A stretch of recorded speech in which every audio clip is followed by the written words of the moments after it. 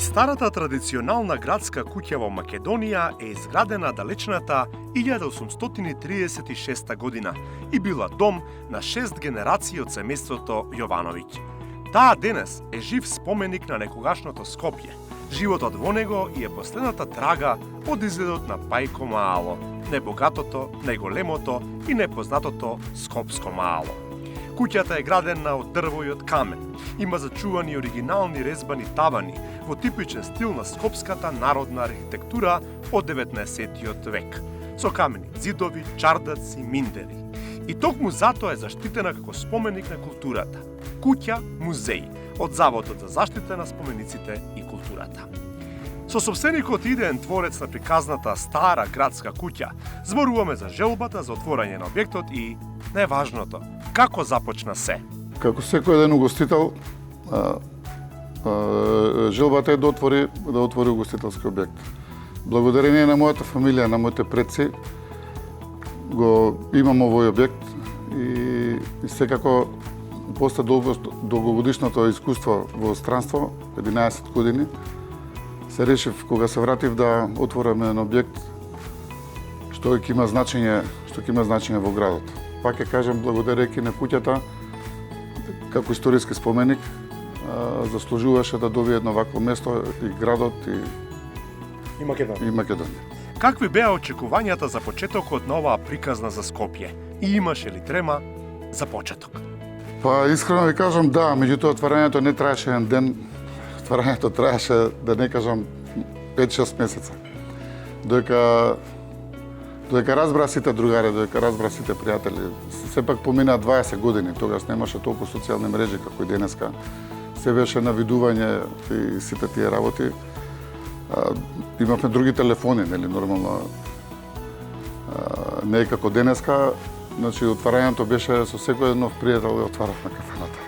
Секако дека имавме трема, меѓутоа во една домаќинска куќа, ако гостите се осеќаат како дома, се помина во најдобар ред и во убаво расположение. Имав трема нормално, меѓутоа кога се окружен со пријатели, сето тоа брзо се заборава и вечерта помина како што треба. Додека вака убаво раскажува, не можевме да не прашаме дали беше предизвик да се отвори национален ресторан во срцето на градот. Тогаш мислам дека немаше толку национални ресторани како денеска.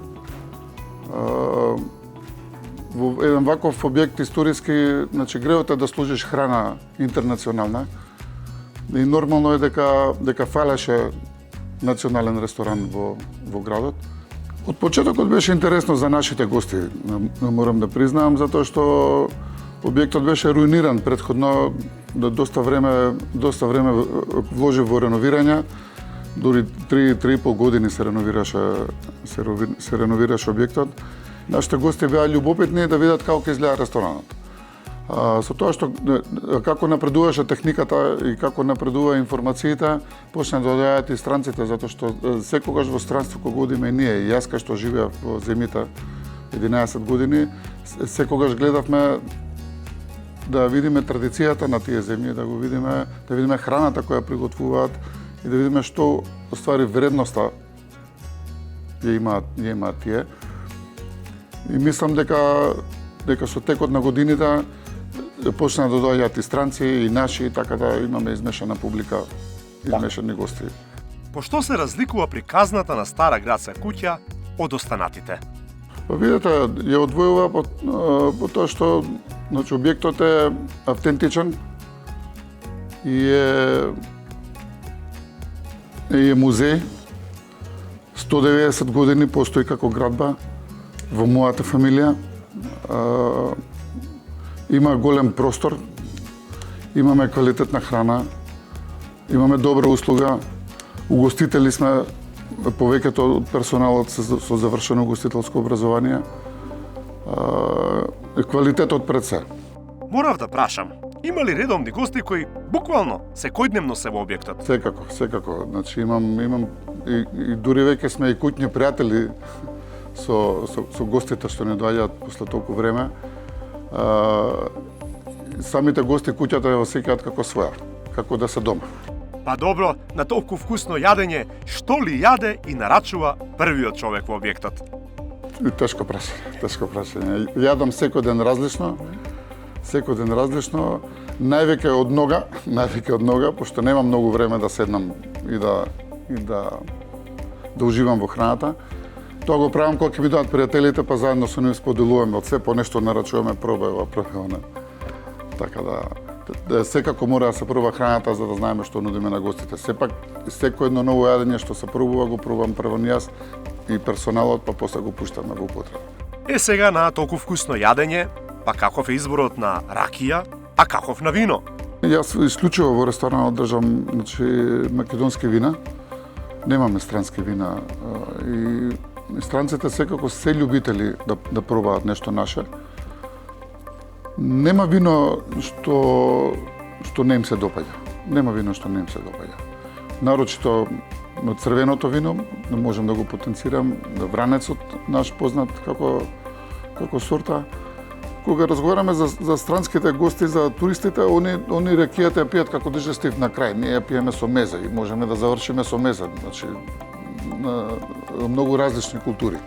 Виното има еден стандард каде што се пие преку цела година. И за крај, како се врзува стара градска куќа со историјата на главниот град? На каков друг начин можам да врзам стара градска куќа? Едноставно можам слободно да кажам дека е лицето на градот. Единствена куќа, најстара која е во функција се уште. Значи, има своја драж, има многу историја, има многу внимание, има многу труд, многу љубов има вложено во неа. Мислам дека тоа и се приметува. А сега одиме на другиот крај на куќата. Таму не очекува уште еден интересен соговорник. Јас сум Оливер, иначе сум менаџер овде на овој објект и сум почестен да бидам дел од оваа куќа. Ова не е само куќа, објект, ресторан. Автентичност, историја, гастрономија, све заедно вклопено во еден не само објект, ова е музеј, да не речем, на градот. И баш ми е било што сум дел во овој тим на ресторанот. Посакавме да знаеме каква традиционална храна има. Имаме доста традиционална храна.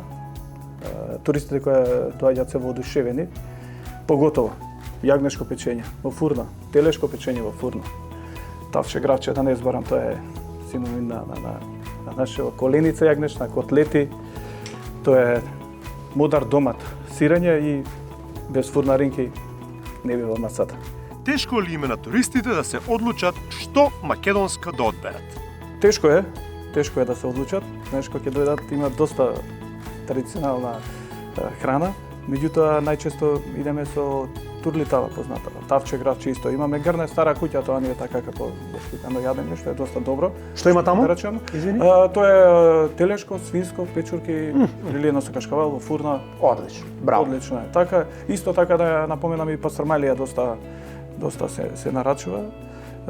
Така да тоа е. Од се по нешто. Од се по нешто, тоа е неколку тие само што можам да ги набројам, меѓутоа има доста храна. Свинско со прас, коленица, има исто свинска во подварок, со што е малце така. Кај нема значи од Нема, еве гледате само во. Супер. Така да јас колку пати ќе им кажат морате да дојдете 2-3 пати за да пробате дел од тоа што го нудиме ние. А постојат ли се уште гости кои изборот за тоа што вкусно ќе јадат го оставаат сепак на келнерот? Така и јас правам кога ќе одам на ресторан, тргнувам од мене и му викам, кажи ми ти што јадеш, тоа ја ќе јадам. Да. Така тоа ми е некако ние што можеме тоа да го склопиме обично на туристиве, они ќе дојдат и сега знаеш не сакаат нешто да прават традиционално, знаеш и не може да се одличат, ние више го имаме тоа направено како што треба и се воодушевени. Многу се воодушевени и тоа пак ќе ги спомнам персоналот, професионалци, ако добар тим ако немаш нема да успее ништо. Кога зборуваме ние за едно гастрономско доживување, ова е многу угостителскиот бизнис е многу специфичен, бидејќи се професионалец и се образован, знаеш. Значи може да биде кујната врвна, може да биде виното добро, може да биде сопственикот одличен, но сепак на крајот келнерот ја носи храната до клиентот. И тој може сето убаво искуство на крајот да не биде така добро. Како в тим сте, дали функционирате како едно? Функционираме, доста време сме заедно, више колку што сум ја 5-6 години, има доста време. Функционираме добро и како што напоменавте дека е многу битно. Ја мислам пред се љубезноста мора да биде, нели, да биде како што треба. Келнерот е тој што го продава јадењето, зашто вие не знаете што има. Ако не ви кажам јас дека има тавче гравче, вие нема да го, да речам како пример сега го дадов. Меѓутоа сме добри, организирани како тим. Келнерот сите го гледаат, но има и такви кои што бараат да го видат и куварот, односно шефот. Има така, да. Тоа се предржа странци, претпоставам. Има и наши, да речам, има и странци, сакаат некогаш. Нормално, странциве се воодушевени од нашава храна. Значи не знам како да поголем број, да речам, туристиве доаѓаат тука и стварно ми е баш драго кога ќе искочи некој дека е среќен. Значи го платил тоа колку како што треба, ма да го добие како што треба. Тоа мислам дека е едно од најважните, да го платиш, а да го добиеш како што треба. Странските туристи се навикнати на големи тањери и малку храна, а кај нас во Македонија големи порции и храна колку ти душа сака. Келнерот ги знае карактеристиките на секое јадење и многу лесно може да го вклопи со добро вино, да речам, кој иде со црвено вино, со потешки меса, со појако винце, со риба, со бело вино. Така да пак јас ќе кажам уште еднаш, значи јас имам завршено и не знам некако подруго ги гледам работи од оваа страна што многу е полесно. Значи тоа треба да го сакаш, да го чувствуваш кога ќе му го презентираш. Како реагираат туристите, странците на тоа дека кај нас во кафеана се седи со часови, за разлика од нивниот принцип јади бегај? Сега време јас имаме ние такво искуство, како што кажавте, и не имаме поголем број на туристи, имаме искуство и навистина е така, они не се задржуваат во ресторан поише од 1-1,5 саат. Значи тука си доаѓа, се ручат, се вечат, си оди. Значи многу е за разлика, да речам, не само ние, балканциве овде што се, сите си имаат некои посебни, да речам јас во Србија сега исто така како можам да напоменам, добивме во Нови Сад добивме најдобар објект, доста награди. Така, благодарам, доста награди и они таму, да речам, јас баш поминав на поише местото што се подобри, да речам, ресторани таму во Србија, ме интересираше како тоа го служат, како све тоа, нели, како што таму изгледа. Таму на пример кај нас е прво салата, пинџур, сирење, тајвари со ракија, па све тоа друго. Они таму на пример све заедно го сервираат. Главно со салата, и кај нас во 11:30-12 се служат чорби. Исто така да напоменам дека имаме добри чорби и таму се служи месо во 12 сат. Добро, секој така ми е што сум сватил вака од сите, да речам, региони дека секој си има. Но попримаат странците, гледам, македонски обичаи, особено во кафејана. Тие често пати се чудат и што ете преку ден работен. Да. Кај нас кафаните се полни и функционираат. Што најчесто нарачуваат странците и колку се задоволни од македонското вино? Од македонското вино, да ви кажам право, се многу изненадени. Пријатно изненадени. Знаеш, автохтонски, ние имаме стари, да речам, лози што тие не ги сретнале до се и како, знаеш, сега да не зборам за дека има Франција или Аргентина или не знам на таму добри вина, меѓутоа стварно се пријатно изненадени од нашето вино и исто така и се интересираат за потеклото, за од каде е, што е, како е. Истото и пак доаѓаат и го конзумираат, го нарачуваат винце. За крај, убав збор и домаќинска покана. Пак јас ќе кажам едно, ова е цел ни беше да направиме архитектура, историја, гастрономија во една стара градска, да речам, куќа, да го почувствуваат духот на Скопје. Овој се одвојува ресторан, да речам така, да се изразам, затоа што е вклопено историја, архитектура, гастрономија, све на едно место, да го наречам музеј.